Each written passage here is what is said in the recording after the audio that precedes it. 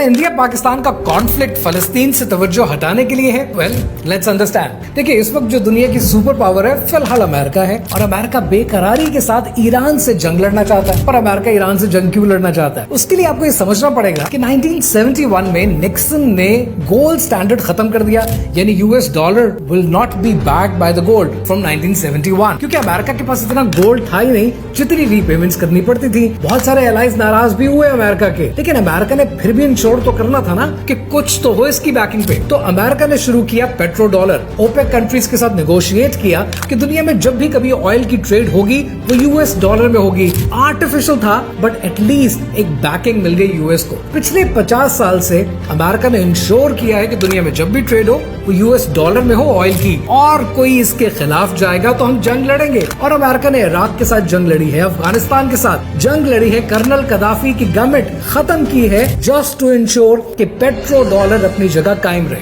लेकिन ईरान अब क्या कर रहा है? ईरान ने ट्रेड शुरू कर दी है चाइना के साथ मिलकर, वो भी आरएमबी में, यानी यूएस डॉलर में नहीं, चाइना की करेंसी में। अब चाइना का हाथ रोकना है बहुत जरूरी, तो इसलिए चाइना के ऊपर सैंक्शंस भी लगेंगी, चाइना के ऊपर टैरिफ भी इंपोज होंगे। लेकिन इंपॉर्टेंट बात यहाँ पर यह है कि चाइना ने बड़ा कलमंदाना काम किया। चाइना ने बेल्ट एंड रोड इनिशिएटिव शुरू किया अपने रीजन में, ये इंश्योर करने के लिए कि चाइना के गुड्स जहां कहीं भी जाएं ट्रेड आरएमबी में हो। China wants to be the global currency, the reserve currency of the world. अब ऐसे में चाइना जितना ज्यादा कनेक्टेड रहेगा ना, ट्रेड कंट्रोल करेगा, ट्रेड का कॉरिडोर कंट्रोल करेगा, तो दूसरे भी तो कुछ सोचेंगे ना। नेतन्याहू ने लॉन्च किया IMF corridor, India middle east economic corridor. अब ये जो कॉरिडोर इंडिया से शुरू होता है, सऊदी अरब से गुजरता है और इसराइल की पोर्ट हाइफा तक जाता है। जब नेतन्याहू ने इसको लॉन्च किया, इस इनिशिएटिव को, उसके 30 दिन के अंदर इसराइल ने जेनोसाइड शुरू कर दिया फलस्तीन में, ताकि